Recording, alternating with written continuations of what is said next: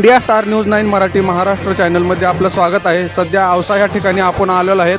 औसा या ठिकाणी केदारनाथ मंगल कार्यालयाच्या पाठीमागे प्लास्टिक पाईपलाईनच्या गोडाऊनला भीषण अशी आग लागली होती। ही आग आता थोड्याच वेळापुरती आटोक्यात आलेली आहे।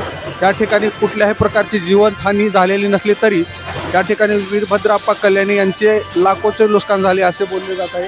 हे आपण पाहू शकता। सध्या आपण ह्या अग्निच्या स्पॉटवर आहात सध्या आपण, आणि ह्या ठिकाणी आता सध्या अग्निशामक दलचे अधिकारी यांनी निलंगा, लातूर, औसा या ठिकाणांवरती अग्निशामक दलाच्या गाड्या बोलवून ही आग सध्या आटोक्यात आणलेली आहे। India star news 9 Marathi Maharashtra.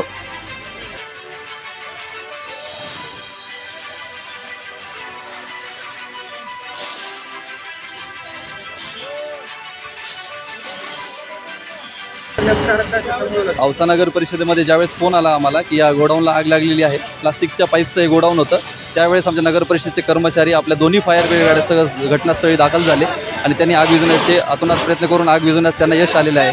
आगीचे स्वरूप पाहता प्लास्टिकचे पाईप्स असल्याने पुढील धोका लक्षात घेता आम्ही महापालिका लातूर येथून देखील अग्निशमनची गाडीचे पाचारण करण्यात आले, तसेच निलंगा नगर परिषदेच्या गाडीचे सुद्धा या ठिकाणी पाचारण करण्यात आले व दोन्ही गाड्या देखील घटनास्थळी पोहोचलेल्या आहेत। तसेच या ठिकाणी JCBच्या सहाय्याने पत्रे बाजूला करण्याचे काम चालू आहे। या ठिकाणी कुठलीही जीवितहानी झालेली नाही आहे, पण नागरिकांनी घाबरून जाऊ नये अशी मी आवाहन आपल्याला करतो। कशाची स्थळाची परिस्थिती कशी आहे? सध्या आगीचं पूर्णपणे आटोक्यात आलेली आहे। खालच्या मलब्यामध्ये प्लास्टिक असल्यामुळे पुन्हा काही होऊ शकते, या दृष्टीने ते शेवटच्या टप्प्यातलं काम चालू आहे।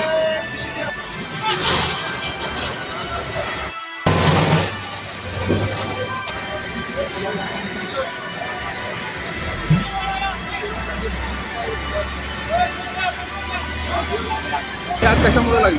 शॉर्ट सर्किटमुळे हलगर्जीपणा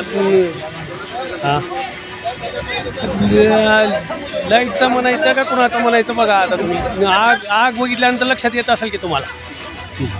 यावरती तुम्ही काय सांगाल?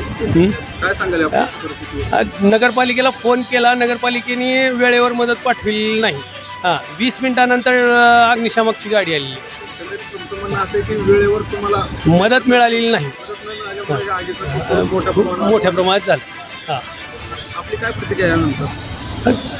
जी काय असेल ती जीवितहानी झालेली नाही, जी काय असेल ती नुकसान भरपाई व्यवस्थित मिळावी।